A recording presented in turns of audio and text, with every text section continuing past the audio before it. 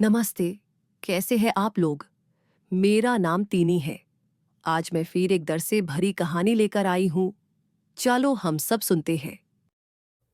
रात की वो घड़ी थी जब हर आवाज खुद में सिमट जाती है और दिल की धड़कन किसी और की नहीं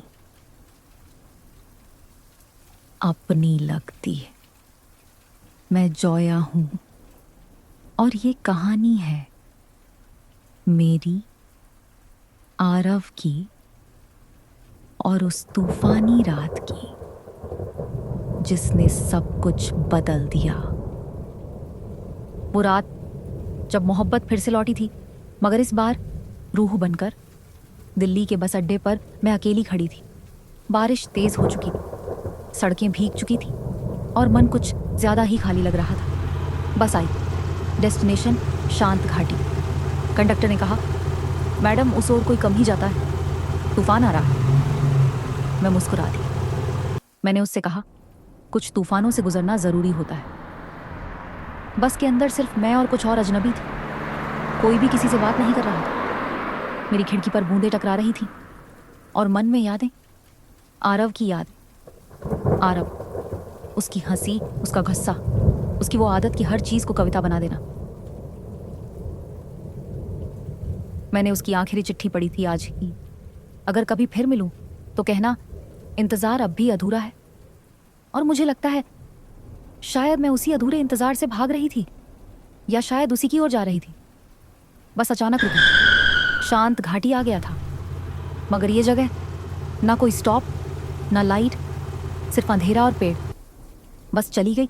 मैं अकेली खड़ी, आस पास सिर्फ पेड़ों की सरसराहट और एक कच्ची सी सड़क। फिर देखी एक पुरानी हवेली, लोहे का गेट, जंग खाया, बंद, मगर दरवाजा खुला खुद ब खुद। मैं अंदर गई। हवेली पुरानी थी मगर सजी हुई थी, जैसे कोई अब भी वहां रहता हो। डाइनिंग टेबल पर 2 कप चाय रखे थे और दोनों से भाप उठ रही थी। मुझे लगा कोई मजाक कर रहा है, मगर फिर देखा दीवार पर टंगी आरव की तस्वीर। मैं कांप गई। मैं धीरे धीरे कमरे में घूमी। हर दीवार पर यादें थीं, मेरी नहीं मगर जानी पहचानी। फिर एक दरवाजे पर दस्तक हुई। मैं डर गई।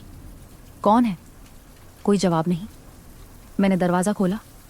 वहां कोई नहीं था, सिर्फ एक चिट्ठी पड़ी थी। आरव की लिखावट, वही आखिरी लाइन, इस बार कहानी पूरी करनी है, जोया। मैं वहीं बैठ गई और बाहर बारिश और तेज हो गई। मैंने उस रात पहली बार महसूस किया, कुछ कहानियां अधूरी नहीं होती, वो बस दोबारा शुरू होती। इस बार बारिश ने वाकई किसी को वापस ला दिया था। कौन आया था? क्या वो आरव था, या उसकी रूह, या फिर मेरा ही डर जो अब कहानियों में बदल चुका था। फिर जैसे दीवारों पर कुछ सरकने की आवाज आई। मैं उठी, धीरे धीरे सीढ़ियां चढ़ते हुए दूसरे मंजिल की ओर बढ़ी। वहां एक कमरा था, बंद। मैंने हाथ रखा और वो दरवाजा खुद ब खुद खुल गया। अंदर एक आईना था, धुंधला। मैंने पास जाकर उसे साफ किया और उसमें मैं अकेली नहीं थी। मेरे पीछे किसी की परछाई खड़ी थी। मैं पलटी, कोई नहीं, लेकिन आईने में वो परछाई अब भी थी। फिर उसने मुझसे कहा, मेरी ही आवाज में, जोया, क्या तुम मुझे भूल गई? मैं चीख भी नहीं पाई। आईना टूट अपने आप। दरवाजा बंद हो गया और कमरे में सिर्फ एक चीज थी, एक पुराना रेडियो। वो रेडियो अपने आप चालू हो गया।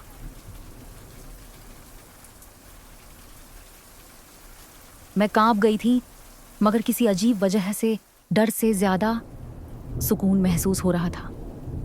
उसी कमरे के एक कोने में मुझे एक बक्सा मिला। उसमें आरव की डायरी थी, पीली पड़ चुकी, लेकिन हर शब्द में जिंदा एहसास। मैंने पहला पन्ना खोला। जोया, तू अगर कभी लौटी तो जानना, मैं हर रात इस हवेली में तेरे आने का इंतजार करता हूं। यहां वक्त नहीं चलता, बस यादें, और परछाइयाँ भी रहती इस सारे में। मेरी आंखों से आंसू बहने लगे।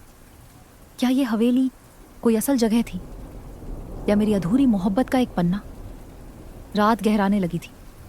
मैंने डायरी अपने पास रख ली और सोने की कोशिश की, मगर जैसे ही आंखें बंद की, दरवाजे के बाहर से एक धीमी सी घंटी की आवाज़ आई।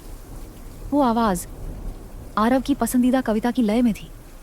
मैंने झांक कर देखा, हवेली का लॉन, और वहाँ खड़ा था एक धुंधला सा चेहरा, बारिश में भीगा और मुस्कुरा रहा था।